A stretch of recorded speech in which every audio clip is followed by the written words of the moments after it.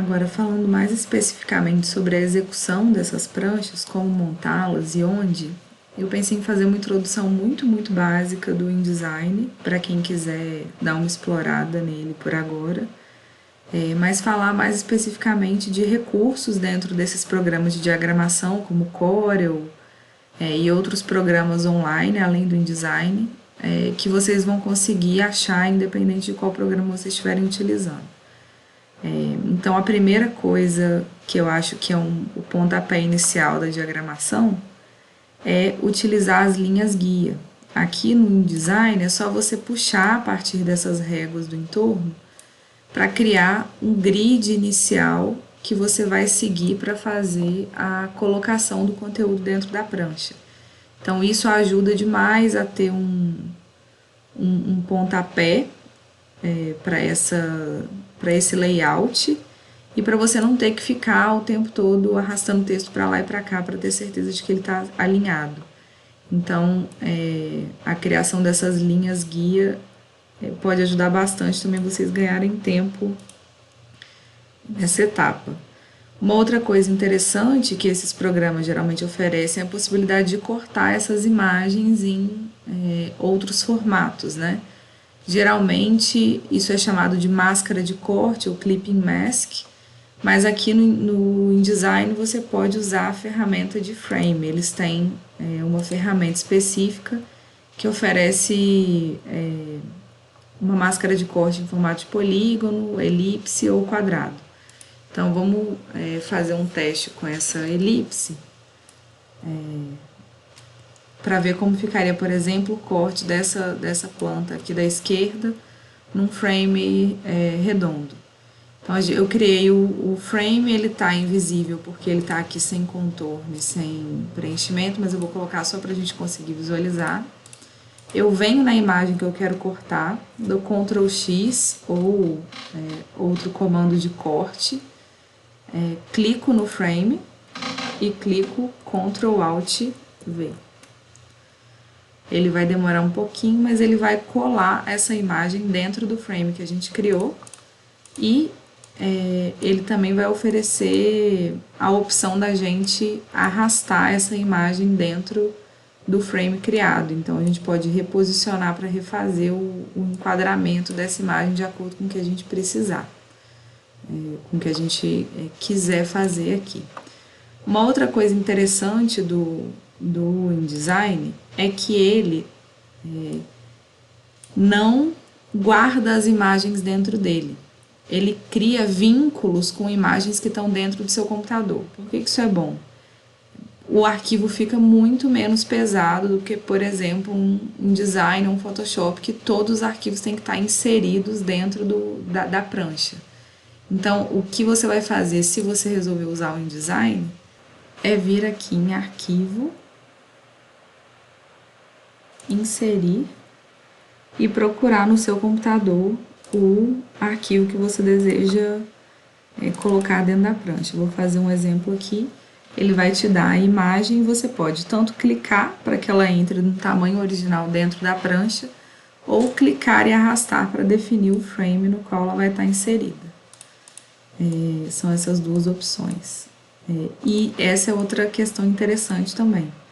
Você tem a opção de mover o conteúdo, que é o que está dentro do frame. Quando aparece essa mãozinha, você clica mais uma vez e as bordas ficam vermelhas, você vai mudar o conteúdo, mover o conteúdo dentro do frame, e quando você clica e a borda azul fica selecionada, você vai movimentar todo o frame de lugar. Isso é bem interessante porque você não precisa ficar pensando em cortar, recortar as imagens. Você pode colocá-las aqui do tamanho original e modificar ou mover apenas o frame ou apenas o conteúdo. Um outro ponto interessante desse sistema de vínculos que funciona no InDesign.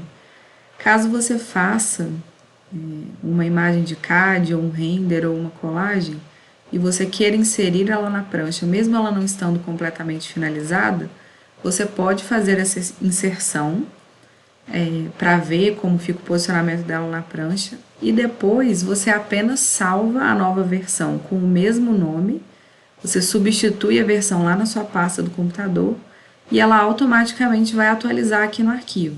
Então, por exemplo, fiz uma primeira versão de um render que não ficou muito boa, insiro ele na minha prancha para ver se ele ficou com a proporção bacana, se vai funcionar naquele lugar. Volto lá para o meu programa de renderização, salvo por cima da imagem anterior e ele automaticamente vai atualizar aqui na prancha. Então, essa também é uma ferramenta muito interessante para essa etapa de teste, né? De começar a planejar a diagramação, mesmo que as imagens não estejam 100% finalizadas. Outra vantagem do InDesign é o fato de ele lidar bem tanto com imagens quanto com texto. Então, se você tem uma caixa de texto e clica 2 vezes em cima dela, você tem várias configurações de texto aqui em cima. Fonte, tamanho, aqui o espaçamento entre uma linha e outra, aqui o espaçamento entre os caracteres. Então, se você tem um título e você quer fazer uma versão mais estilizada desse título, você pode ir aumentando esse número de espaçamento entre os caracteres para que ele fique mais distanciado. Você pode fazer inclinações no texto também, tem que estar selecionado. Criar uma espécie de itálico, caso sua fonte não tenha itálico. Se você clica na caixa de texto e não entra no texto, você tem mais vários outros recursos. Inclinar a caixa de texto como um todo. Angular o texto também, criar sombra, tem diversos outros efeitos aqui possíveis para esse texto, né? Tudo, claro, tendo que ser usado com parcimônia para não ficar, enfim, word art, né, de antigamente, mas tem bastantes recursos. Outra ferramenta interessante também para aqueles recursos que a gente viu nas referências é o gradiente. Você seleciona que você quer fazer o gradiente, o frame onde você quer que o gradiente seja aplicado, clique e arrasta para definir o sentido do gradiente da imagem. E aí, quanto mais curto você fizer esse traço, mais brusca vai ser a dissolução da imagem. E quanto mais alongado, mais suave essa transição vai acontecer. Aqui também tem outra ferramenta interessante de conta-gota. Dependendo do que você vai estar usando como amostra, ele vai te dar esse aviso, mas ele vai colocar aqui a cor que você usou para a amostra.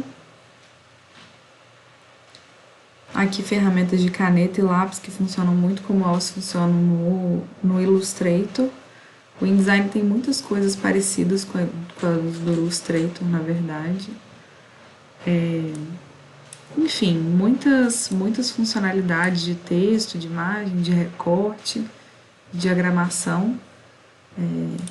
E para você salvar um arquivo para fora do InDesign, né, como PDF ou JPEG, você tem que clicar em exportar, diferente do Photoshop, que é no salvar como, e escolher aqui o formato, em geral, um PDF, né, ou então um JPEG, para ele sair como um arquivo único de JPEG.